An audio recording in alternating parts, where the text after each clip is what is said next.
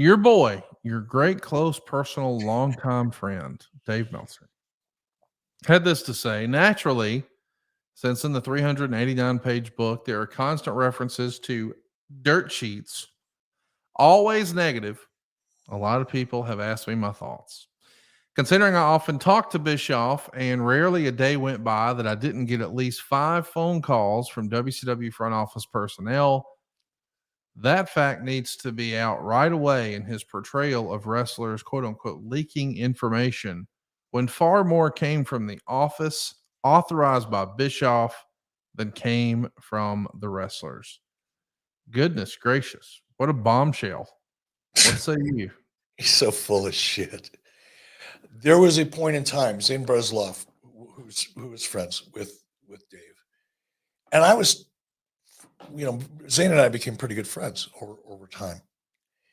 And Zane said, "Man, you gotta at least try. Try working with Dave. Try talking with Dave. He's not as bad a guy as you think he is." Blah blah blah. And I said, "Okay, I'll give it a whirl."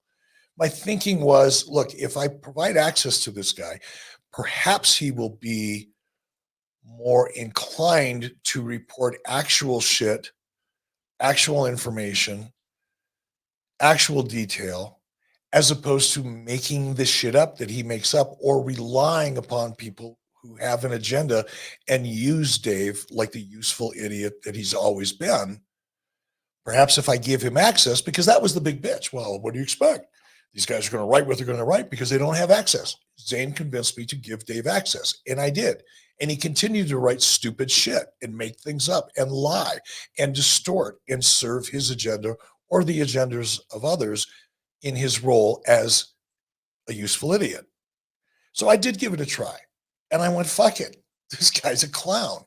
I'm not going to waste my time. So there was a brief period, very fucking brief period of time, where I made an attempt to provide access with the hope that reporting would be more accurate, or at least provide another side of the coin occasionally.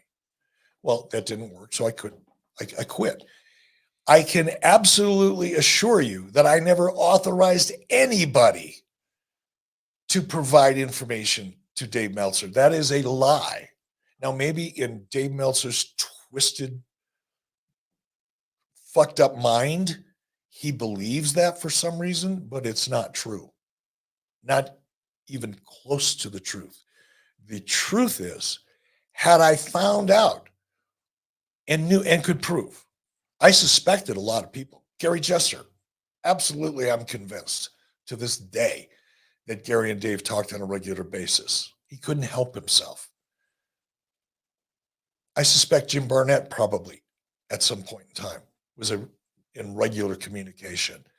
And there were others that I strongly suspected. Terry Taylor, who we've talked about a number of times, and Talent, because Talent would use Dave. Talent knew before I even got to WCW, and certainly after I first arrived, then it became apparent to me. The Talent knew that there was this cat by the name of Jeff Carr. Jeff Carr was the program director for TBS. Jeff Carr was a wrestling fan. Jeff Carr was a dirt sheet nerd. The only thing that Jeff Carr knew about professional wrestling is what he learned by reading dirt sheets, like Meltzer's. Talent all knew that. It was obvious to them. And it was also obvious that Jeff Carr was the only person at Turner Broadcasting at that point in time that had some influence over WCW that was reading the dirt sheet. So what would Talent do? Talent would feed Dave information that they knew would end up in a dirt sheet because they knew it would end up on Jeff Carr's desk. And Jeff Carr was the only person in WCW and Turner Broadcasting at the time that had any day-to-day influence over WCW. Ted Turner wasn't paying attention to it. Ted Turner wasn't talking to Jim Herd. Ted Turner wasn't talking to Kip Fry. Ted Turner wasn't talking to Dusty Rhodes when Dusty Rhodes was the booker. Ted Turner wasn't really talking to Eric Bischoff until much later on, and that was only like a 3-minute conversation on Tuesday afternoons. So, but Jeff Carr, he was the guy. So Talent would feed Dave information that they knew would end up in the dirt sheet because they knew that executive from Turner would read it. That's how Dave Meltzer got used and still is being used to this day by a lot of talent. Dave Meltzer believes that he's actually friends with those guys. Dave Meltzer actually believes that anybody that gives him information is doing so because they respect Dave Meltzer.